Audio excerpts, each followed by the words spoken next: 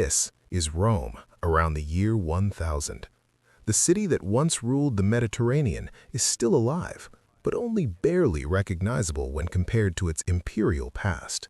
The population is small, the political atmosphere unstable, and daily life shaped as much by survival as by memory. Yet this fractured city is also the center of the Latin Christian world, home of the papacy, and a place where the ruins of empire shape every street and decision.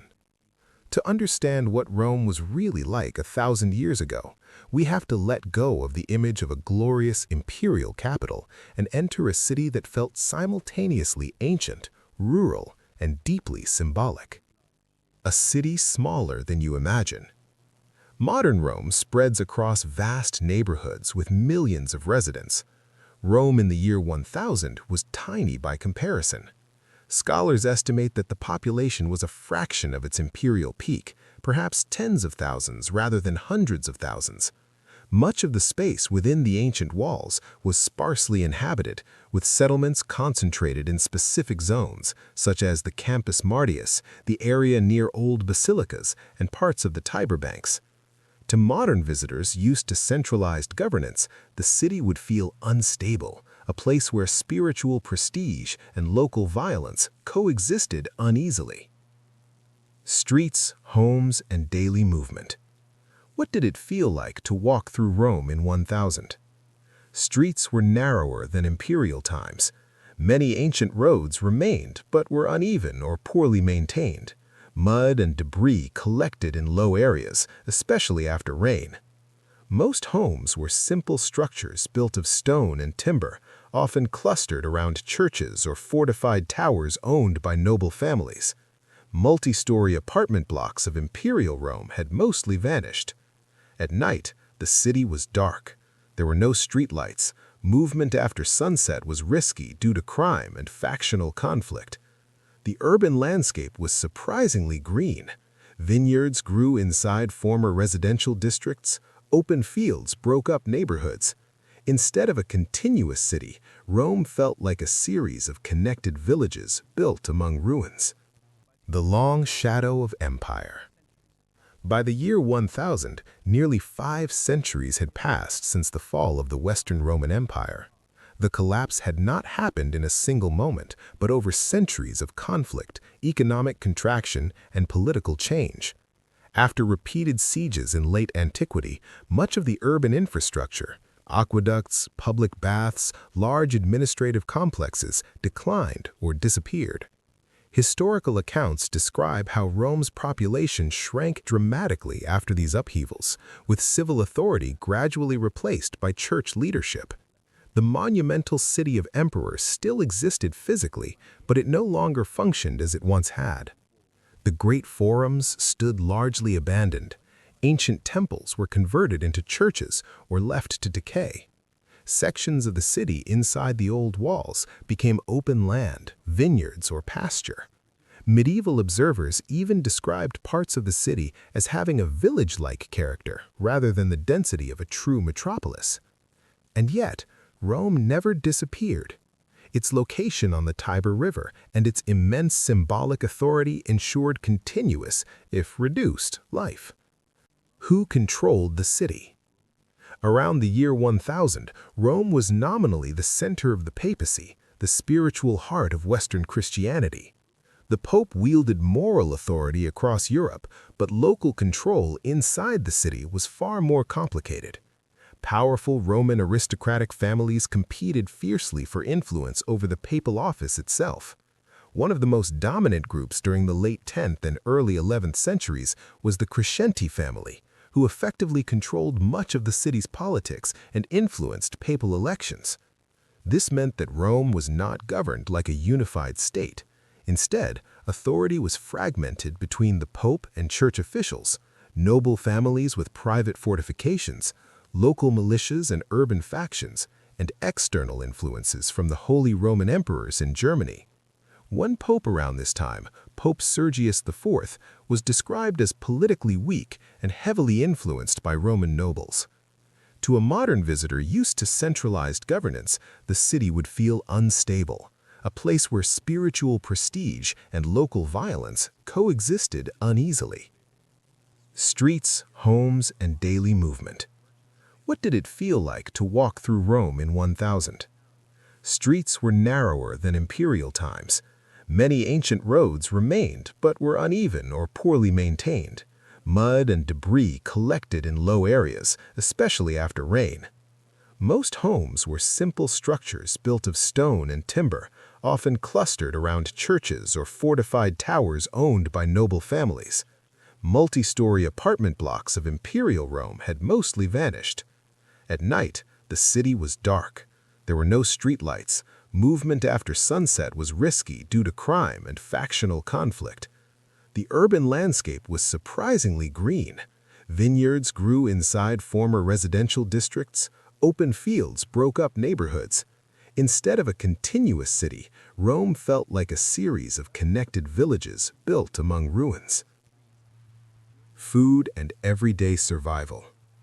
Daily life revolved around basic survival. Bread remained a staple, along with vegetables, beans, and occasional meat. Olive oil and wine continued to be important parts of the diet, though long-distance trade was far less extensive during imperial times. Markets operated near bridges and church centers, but economic life was relatively local. The grand trading networks of the Roman Empire had collapsed centuries earlier, replaced by regional economies. Water came from wells and surviving channels. Many aqueducts were damaged or non-functional by this era, which fundamentally changed urban hygiene. Sanitation was basic, waste disposal was inconsistent, and disease was common. Compared to modern Rome, a city of cafes, supermarkets, and constant movement, life in 1000 was slower, more physical, and dominated by seasonal rhythms. Religion everywhere. If one element defined Rome in 1000, it was religion. Pilgrims arrived from across Europe to visit the tombs of saints and major basilicas. Churches dominated the skyline far more than ancient monuments. The early form of Old St. Peter's Basilica stood as one of the most significant pilgrimage destinations in Christendom. Around it grew settlements serving visitors, clergy, and workers. Bells marked the hours. Religious festivals structured the calendar. Processions moved through streets lined with ruins, visually linking Christian Rome to its pagan past. The papacy's global influence contrasted sharply with the city's modest physical condition. Pilgrims expecting grandeur often found a city that felt poor and fragmented, but spiritually powerful. Power struggles and urban violence. Rome in this period was not peaceful. Competing noble families fortified ancient buildings and fought for control of key areas. Structures such as Castel Sant'Angelo played strategic roles during political conflicts. The papacy itself became a prize in these struggles. Rival factions sometimes installed competing popes, and outside rulers intervened to restore order. For ordinary residents, this instability meant uncertainty. Taxes could shift.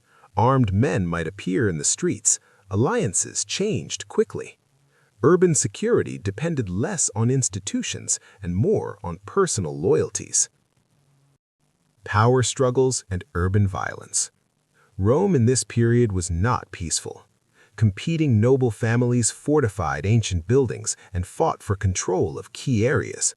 Structures such as Castel Sant'Angelo played strategic roles during political conflicts. The papacy itself became a prize in these struggles. Rival factions sometimes installed competing popes, and outside rulers intervened to restore order. For ordinary residents, this instability meant uncertainty. Taxes could shift. Armed men might appear in the streets. Alliances changed quickly. Urban security depended less on institutions and more on personal loyalties. The experience of space and time. One of the most striking things about Rome in 1000 was the coexistence of scales. Ancient monuments built for a city of perhaps 1 million people stood mostly empty beside neighborhoods housing only a few thousand. Imagine walking through an enormous ruined amphitheater on your way to a small church service attended by local families. Time itself felt layered. People lived inside structures built centuries earlier, often without precise knowledge of their origins. Stories and legends replaced historical memory. The city was full of monuments whose original purpose was forgotten or reinterpreted. This created a unique mental landscape, a sense of living among ghosts. Continuous comparison to modern Rome. If you stand in modern Rome today, you see carefully preserved ruins integrated into a busy contemporary city. In 1000, those ruins were not curated, they were part of everyday utility.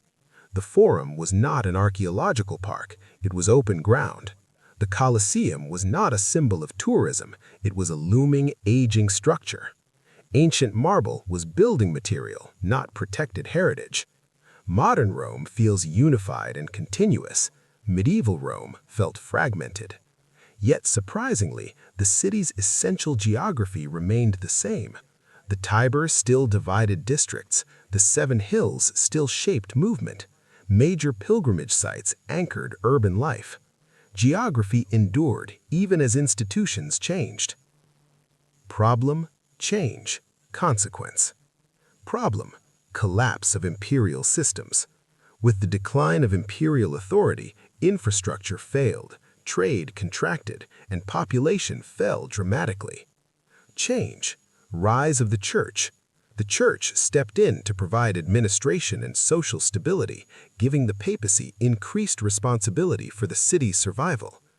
Consequence, a spiritual rather than imperial capital. Rome transformed from political empire to religious center. Its influence became symbolic rather than economic or military. This transformation reshaped Europe itself. Pilgrimage routes, church politics, and religious authority radiated outward from a city that was physically modest but spiritually immense. The rhythm of a day in 1000. Morning began early. Artisans opened workshops near church squares. Clergy performed services. Farmers entered the city with produce. Midday markets bustled, though on a much smaller scale than ancient times. The smell of animals, wood smoke, and damp stone filled the air. Afternoon might involve repairing walls, tending vineyards, or participating in church activities. After sunset, activity slowed sharply. Darkness and insecurity pushed people indoors. Unlike modern Rome's vibrant nightlife, medieval evenings were quiet, interrupted mainly by church bells or occasional political unrest. The seeds of future renewal. Despite its reduced state, Rome around 1000 was not stagnant. Pilgrimage traffic slowly increased economic activity. Church patronage encouraged construction and restoration. Political stabilization over the following centuries would eventually bring growth. By the High Middle Ages, new churches and civic institutions would appear. Later, during the Renaissance, Rome would reinvent itself again as a center of art and power. The city's survival through difficult centuries made those later transformations possible. What Rome in 1000 teaches us. The biggest surprise for modern viewers is that Rome was not a glorious relic frozen in time. It was a working city, smaller, poorer, rougher, adapting to a world after empire. Its residents were not guardians of antiquity, they were practical people, using the remains of the past to build a livable present. The city teaches a crucial lesson about civilization. Urban greatness is not permanent.